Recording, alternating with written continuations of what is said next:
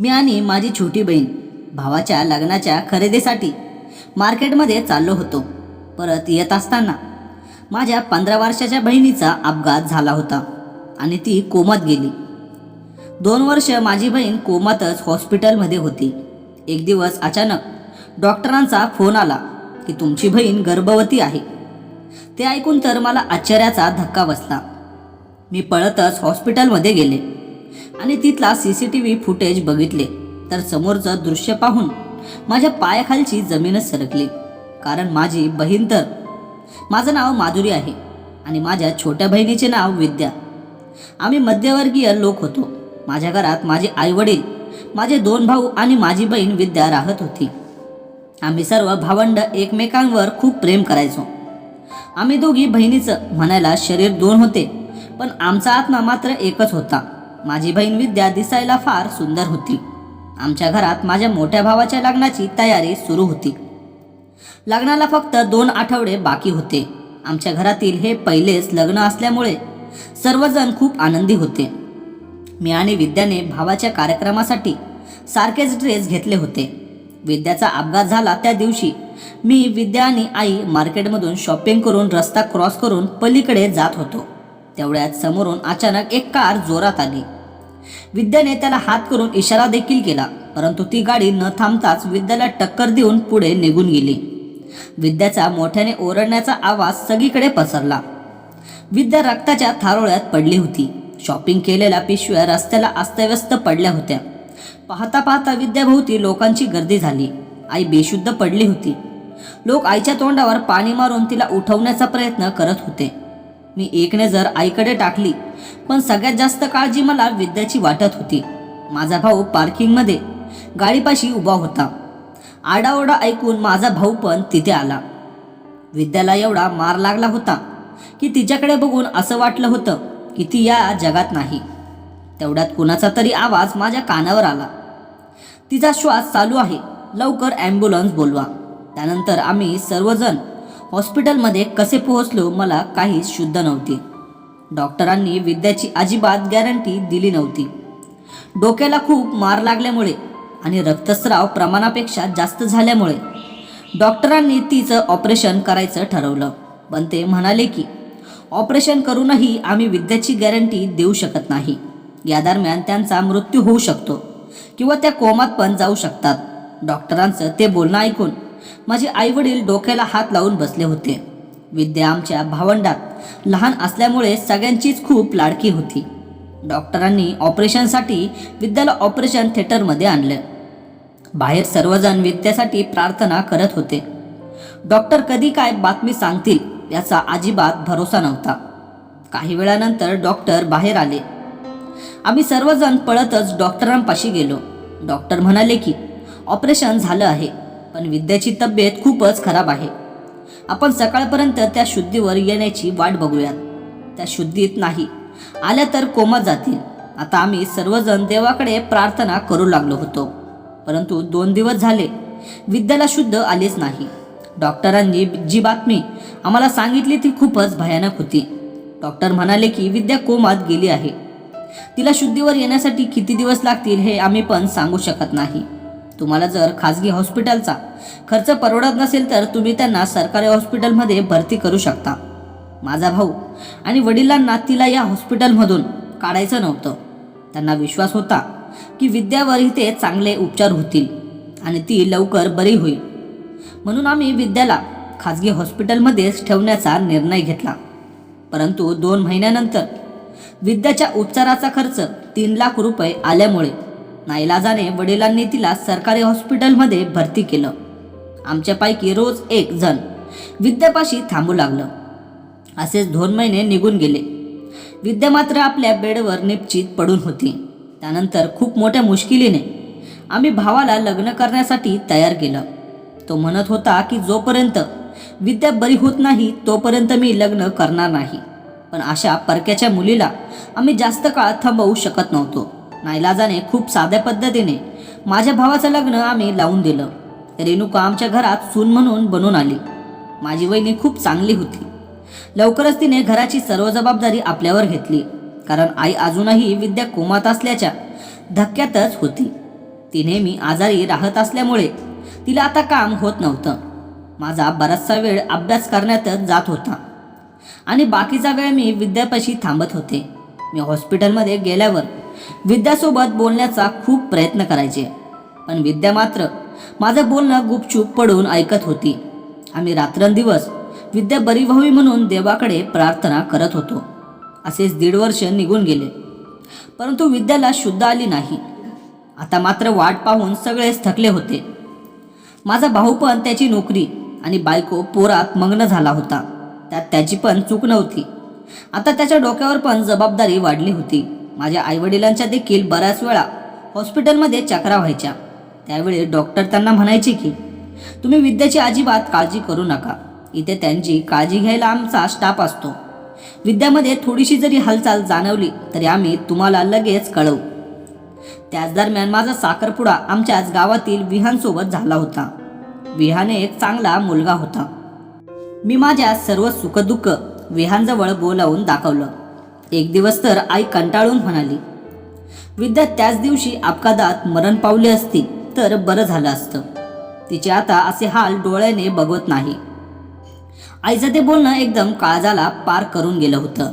विद्या या जगात नसणं ही गोष्ट मी सहनच करू शकत नव्हते. ती एखाद्या मुर्द्यासारखी का होईना डोळ्यासमोर होती.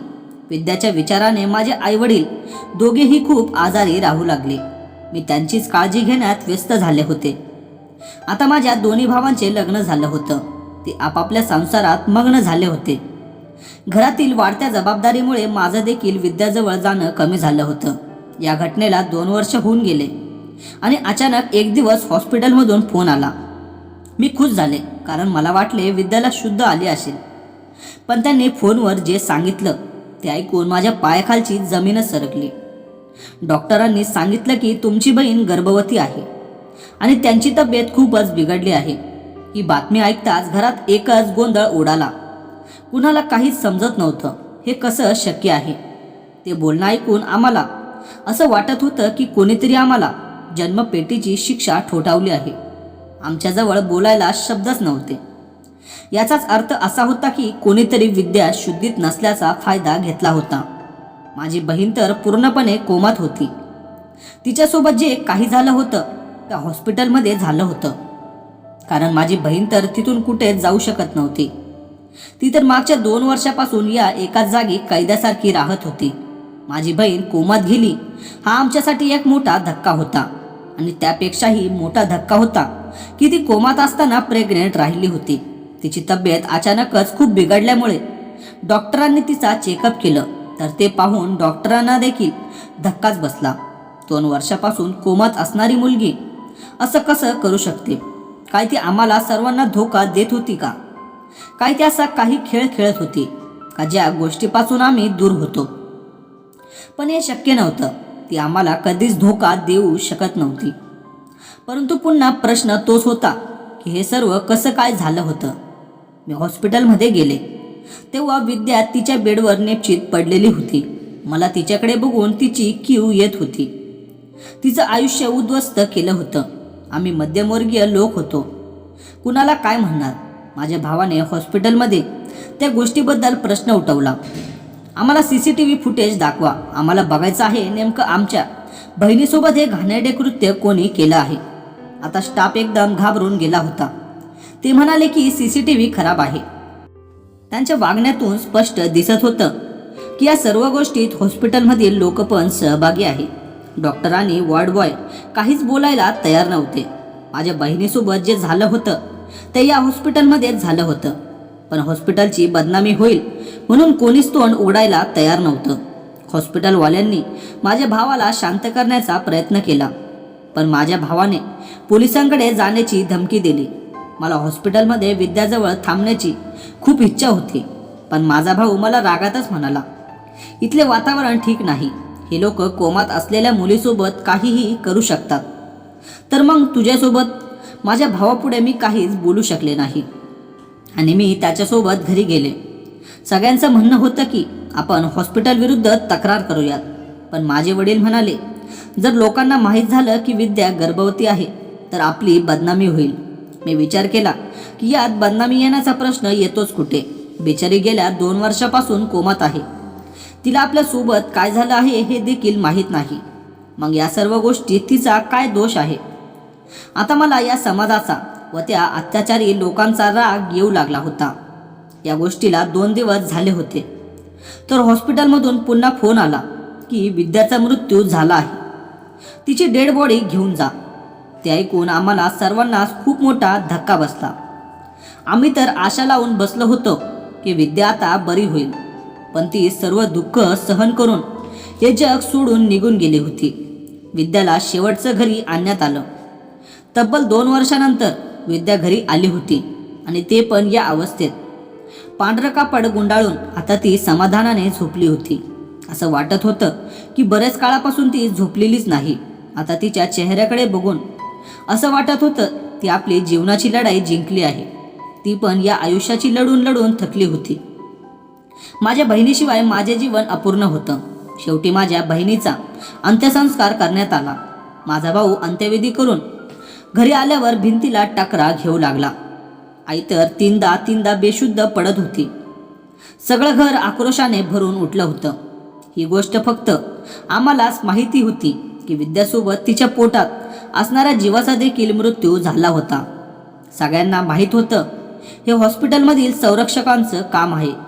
त्या व्यक्तीने ज्याला पकडण्याची भीती होती, डॉक्टरांच्या म्हणण्यानुसार त्याने विद्याचा ऑक्सिजन मास्क काढला होता. त्यामुळे श्वास न घेता आल्यामुळे विद्याचा मृत्यू झाला होता. आम्हाला देखील माहिती होतं विद्याचा ऑक्सिजन मास्क मुद्दामहून काढण्यात आला होता, कारण तिचं तोंड कायमचं बंद व्हावं. आणि या लोकांना देखील माहिती होतं की मध्यमवर्गीय घरातील लोक आपली इज्जत वाचवण्यासाठी गप्प बसतात. देव त्या 2 लोकांना कधीच माफ करणार नाही. एक जो कारवाला विद्याला धडक देऊन पुढे निघून गेला होता आणि दुसरा ज्याने विद्यासोबत घाणेरडं कृत्य करून तिला या जगातून कायमचं घालवलं होतं. माझे भाऊ आपल्या आयुष्यात पुढे गेले. माझं पण लग्न होऊन मला 2 मुले झाली होती, पण मी कधीच त्या क्रूर लोकांना माफ करणार नाही ज्यांनी माझ्या बहिणीच्या परिस्थितीचा फायदा उठवला होता. तो क्रूर व्यक्ती कोण होता हे रहस्यच राहिलं. पण काही दिवसापूर्वीच पेपरमध्ये बातमी आली की माझी बहीण ज्या हॉस्पिटलमध्ये होती त्या हॉस्पिटलमधील 3 लोकांना अटक करण्यात आली आहे, जे गेल्या 5 वर्षांपासून खूप हुशारीने लोकांच्या इज्जतीशी खेळत होते. न्यायालयाने त्यांना फाशीची शिक्षा सुनावली होती. मला माहीत नाही माझ्या बहिणीचा अपराधी कोण आहे, पण जर त्या 3घांपैकी कोणी असेल तर त्याला आपल्या गुन्ह्याची शिक्षा मिळाली होती. तर मित्रांनो, मला या गोष्टीतून एवढे सांगायचं आहे की आपल्या घरातील स्त्रिया किंवा आपल्या बहिणी यांची सुरक्षा करणं हे आपलं कर्तव्य आहे.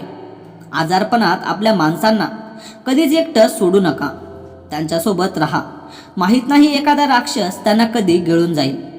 तर मित्रांनो, तुम्हाला ही कथा आवडली असेल तर व्हिडिओला लाईक आणि चॅनलला सबस्क्राईब नक्की करा. धन्यवाद.